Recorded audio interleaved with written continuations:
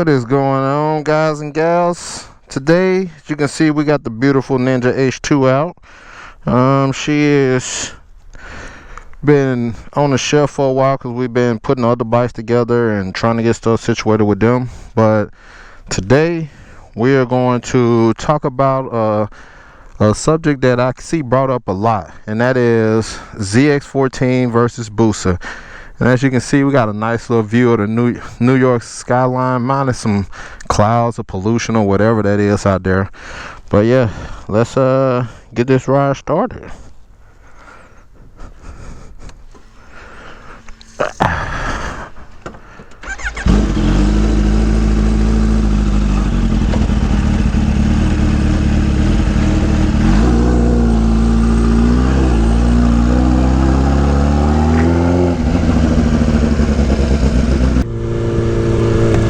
So let's talk about this ZX-14 versus Busa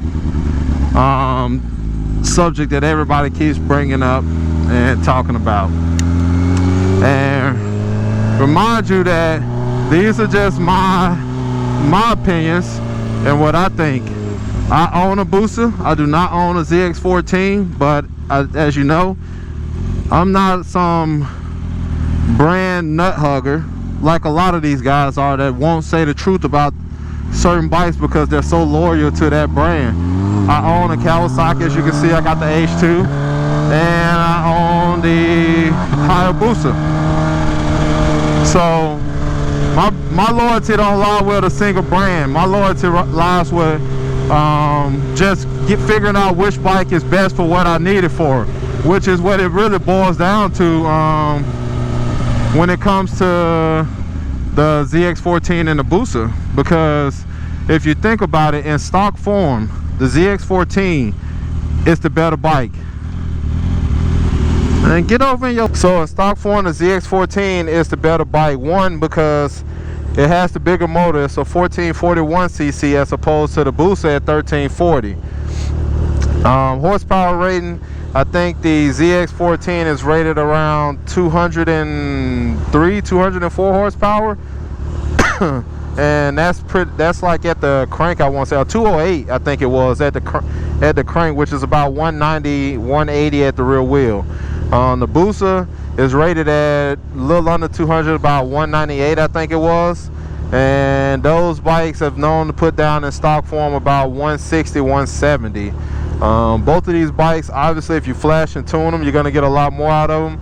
The Busas, you can usually get them up to right around mid to high 180s, some 190s, and this is all on pump gas, whereas the ZX-14s, you're getting like 210, somewhere up in that range, like I'd say probably like 205 to 210. So stock for stock, ZX-14 is the better bike. Now, it depends, whatever your goals are with it will determine which one is going to be best for your situation. Because while the ZX-14 is a better bike in stock form, the Hayabusa has more potential when it comes to drag racing. Neither one of these bikes are road course bikes, so I'm not going to even talk about the road course. But for drag racing, they are both very good bikes, but when it comes to the better bike, the build for drag racing overall is going to be the Busa. The support for the Busa is just a lot better than it is for the ZX-14. Granted, the ZX-14 does have a lot of support, but that platform just hasn't been built up like the Busa platform is right now.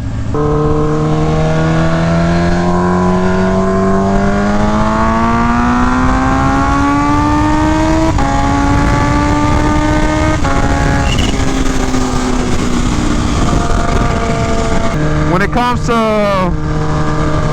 like just take your average bolt-ons and put stuff on like that and go to the drag strip, ZX-14 all day. Yes, the Busa can hold its own still against the ZX-14, and a lot of this is dependent on the rider as well, because that's something a lot of people don't take into account. It's the riders, because one rider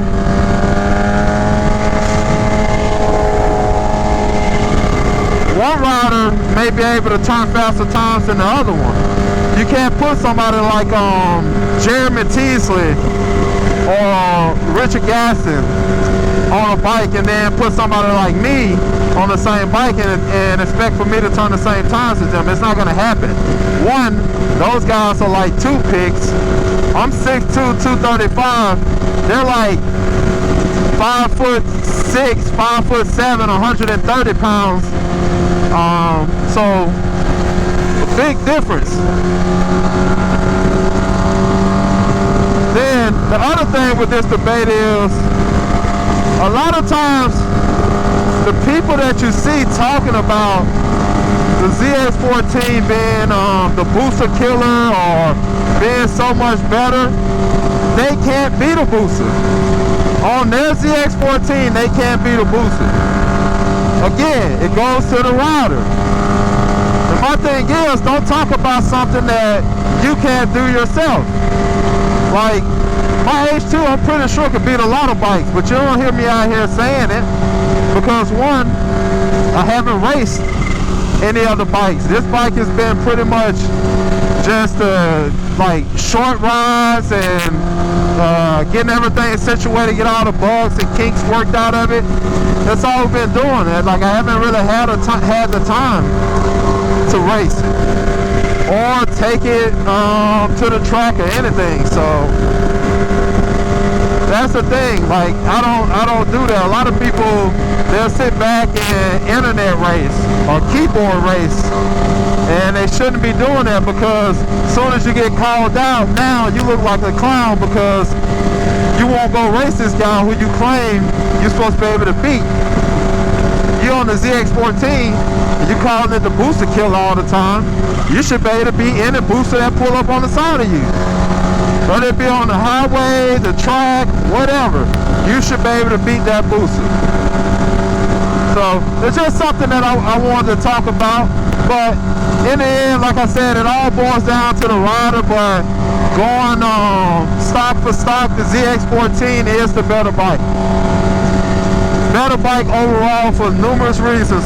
Bigger motor, more power, got more electronics on that bike. And I heard that it's a lot more comfortable than a Busa. I don't know how true that is, but that's just what I heard.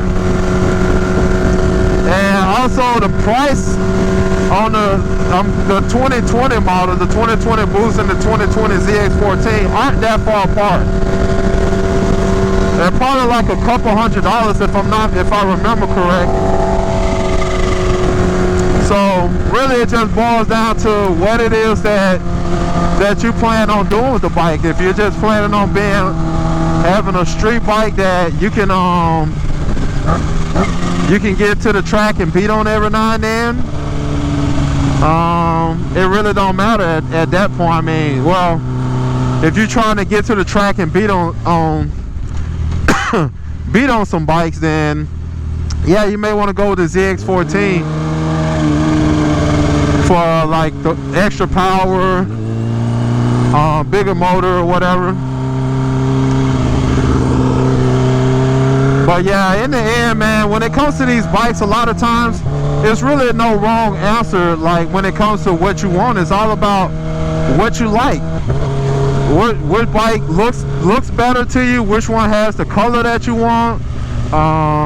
That's pretty much it. Because when it comes to power, it's not that big of a power difference between a lot of these bikes, especially the 1000s, to even really care about the power, to be honest with you. Because it all goes back to, like I said, rider. It depends on who the rider is, how certain races turn out.